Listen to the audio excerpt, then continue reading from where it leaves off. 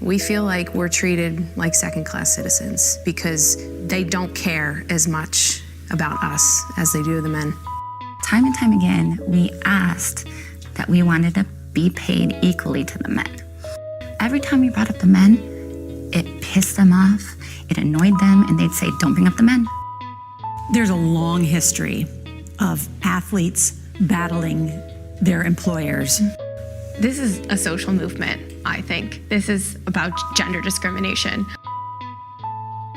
What you just heard was the voices of the U.S. Women's National Soccer Team in an interview with 60 Minutes.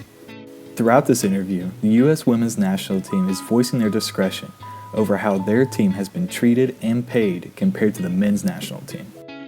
The main focus of this interview, however, is to highlight just how big of an issue this lack of payment is, and what the women are doing to fix this issue.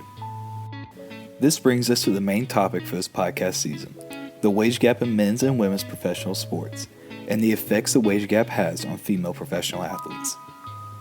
The main goal of this podcast season is to answer the research question of how this gap in pay affects the daily lives of female athletes.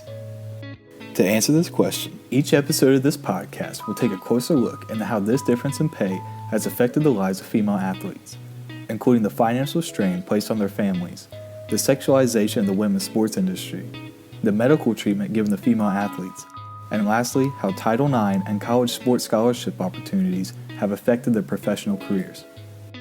To start our journey throughout this podcast season, we must first understand what exactly the wage gap in sports is, who are the stakeholders that are affected by it, and what's actually being done about it right now. This brings us to the topic of the first episode of the podcast season. My name is Bryce Arnett, and welcome to the Sports Wage Gap Podcast.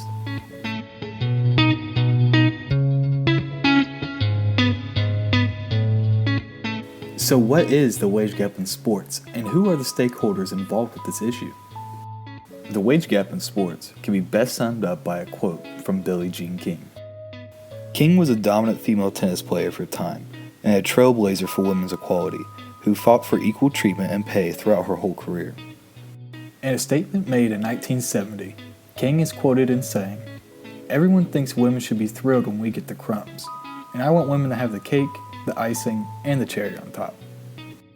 It is this metaphor that sums up the wage gap in sports, where the female athletes are given very little compared to their male counterparts, where in many cases the female athletes are working just as hard, if not harder.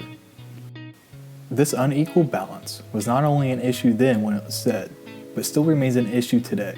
It reaches far further than just the pocketbooks of these athletes. As mentioned in the interview with 60 Minutes, the U.S. Women's National Team highlights just how far this issue goes, such as the transportation of the games, the coaching staff they receive, and the overall treatment of the players, prompting many of them to claim gender discrimination. An issue as big as this has many stakeholders involved, most importantly the female athletes themselves, the sports organizations that pay them, and the media. These groups are classified as stakeholders because of their unique interactions with the topic, with female athletes being the main stakeholders affected. Over the past recent years, however, female athletes have become increasingly outspoken about their criticisms of both how they've been portrayed by the media and treated by their organizations. Their rhetoric and actions have showcased a clear sense of disapproval towards their organizations and the media, while also making it clear what they are arguing for: the equal treatment and pay of male and female professional athletes. But what is actually being done to close this gap, and what actions are the female athletes themselves taking? In an article written for the New York Times, columnist Maya Salam highlights some of the many actions taken by female athletes to close this gap. One of the best-known examples of these actions was the 2016 legal dispute between the United States Women's National Soccer Team and the United States Soccer Federation. This lawsuit went as far as to include the Equal Employment Opportunity Commission, or the EEOC, and accused the U.S. Soccer Federation of violating the Equal Pay Act on the basis of gender discrimination. Similar actions were also taken by other female athletes throughout the United States, including USA Female Hockey, which in 2017 planned to boycott the World Championship if not given equal pay when compared to the men, and the WNBA, who in 2018, in the face of large pay disparities and petitions from their players, set the league minimum to $50,000. While these actions proved successful, they had not completely closed the wage gap, however, As Maya Salam continues in her article to show that many large pay differences still exist throughout the sports industry, including the leagues mentioned. Although the WNBA raised their minimum salary to $50,000 in 2018, the minimum salary in the NBA remained at $580,000 that same year. Peter Donnelly, a writer for The Conversation, brings to notice an even worse gap in the National Women's Hockey League, where the minimum salary was $10,000, compared to the Men's Hockey League minimum salary of $650,000. While many believe that steps are being made in the right direction, these large gaps in pay still show that there is a lot of ground left to be covered.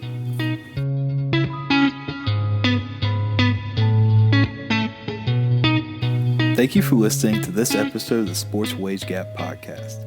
I've been your host, Bryce Arnett, and please stay tuned for our next episode, which will discuss the differences in available scholarships and their amounts for men's and women's collegiate sports.